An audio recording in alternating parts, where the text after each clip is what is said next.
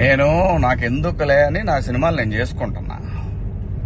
Yes, Amaravati విషయంలో శివాజీ ఎప్పుడైనా మాట్లాడతాడు, ఎప్పుడైనా ఏ పార్టీతో అయినా ఎదురెళ్ళి మాట్లాడతా. అది రైతుల కష్టం. ఆ కష్టాన్ని మీరు మీ ఇష్టం వచ్చినట్టు ఎవరికాళ్ళు వాడేసుకుందామంటే చూస్తా ఊరుకోం.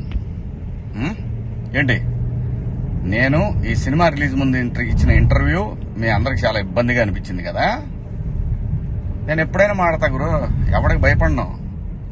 మీలాగా ఆడెవడో ఇచ్చే పేటీఎం డబ్బుల కోసం నా బతుకు నడిస్తే చాలులే అని అనుకుని పోయే రకాన్ని కాదు నేను. అలాగైతే మీ అందరూ తెలుసోలేదు, నేనే ఒక వ్యవస్థను ఏర్పాటు చేయగలిగినోడిని నేను కాదు. ఈ బతుకిచ్చింది మనకి జనం, అది నాకైనా రాజకీయ నాయకులకైనా. మధ్యలో పేటీఎం గాళ్ళు ఉన్నారు చూసారా మీరు, మీ అందరూ ఈ సినిమాని ఆపగలరేమో, మీరు శివాజీని ఆపలేరుగా. ఏంటి, సినిమాని ఎలా ఆపగలరు మీరు? మొత్తానికి ట్వీట్లు వేసి ఇన్స్టాలో మీ ఇష్టం వచ్చినట్టు రెచ్చిపోయి సినిమాకి కొంతమంది ఇక్కడ రెగ్యులర్ గా రివ్యూలు ఇచ్చే వాళ్ళతోటి రాపిచ్చేసి కింద కామెంట్లు పెట్టిచ్చేసి, ఒకడైతే వాడికి ఒక 100K సబ్స్క్రైబర్స్ ఉంటాడు. సినిమా రిలీజ్ కూడా కాల. ఆశ్చర్యపోయాను నేను, ఏంటి ఏదో తేడా కొడుతుంది అనుకున్నా. అయినా నేను కంప్లైంట్ ఇద్దాం అనుకున్నా. అయినా వద్దు పిల్లనాయాళ్ళు బాధపడటం. కానీ రే, పేటీఎం బ్యాచ్ నన్ను తగులుకుందాం అనుకుంటే మీ ఓడికే ప్రమాదం. గుర్తుపెట్టుకోండి, నేను జనం కోసం బతికే మనిషిని, జనం డబ్బుల కోసం బతికే మనిషిని కాదు. వద్దు గురు, నా జోలి వద్దు. జగన్ గారు, నేను మళ్ళీ చెప్తున్నా, నాకు రాజకీయాలు వద్దు.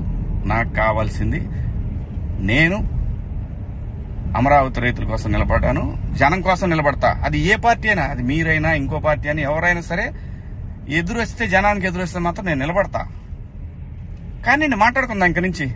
నేను డైరెక్ట్ గా అడుగుతా పీఎం గారినే, ఈ దేశంలో సిబిఐ మీద నమ్మకం ఉండాలంటే, సిబిఐ మీద నమ్మకం కుదరాలంటే ఫస్ట్ కేసులను రాజకీయ నాయకులందరినీ కూడా పక్కన పెట్టి, రాజకీయాల నుంచి పక్కన పెట్టి, వాళ్ళు మంచోళ్ళ చెడ్డోళ్ళ అని తేలిన తర్వాత వాళ్ళని పాలిటిక్స్ లో ఉండే విధంగా చేయగలిగితే బాగుంటదని పీఎం గారిని కూడా అడుగుదాం అనుకున్నా. ఇక నుంచి మిమ్మల్ని రోజు అడుగుతా. ఇక నుంచి మీకు రోజు నా జోలు రావద్దు.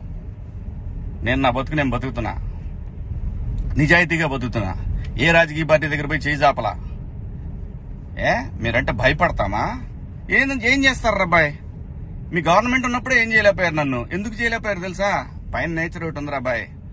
రప్ప ఇవన్నీ బాగుంటాయి వీడియోల్లోనూ వాటిలో చూసుకోవటానికిను ఎగేసుకొని మనం భుజాన రేపేదో జరుగుద్దని ఊహించుకుంటే. మనందరికంటే ప్రకృతి గొప్పది అబ్బాయి, గుర్తుపెట్టుకోండి.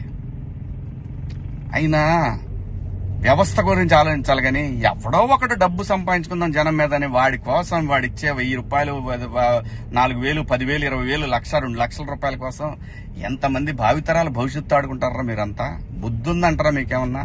మనందరం ఏమి లేకుండా ఇంత దూరం వచ్చాం కదా. మాట్లాడుకున్నారా బాయ్? రేపు నుంచి మాట్లాడదాం మీ నాయకుడి గురించి, మీ పేటీఎం బ్యాచ్ గురించి. ఇంకా ఉన్నారు, తీస్తా. ఇప్పుడు దాకా సైలెంట్ గా ఉన్నా నేను. మీరు నా బతుకు దాకా వచ్చారు చూసారా, ఒక్కొక్కటి చూద్దాం, మాట్లాడుకున్నారా బాయ్?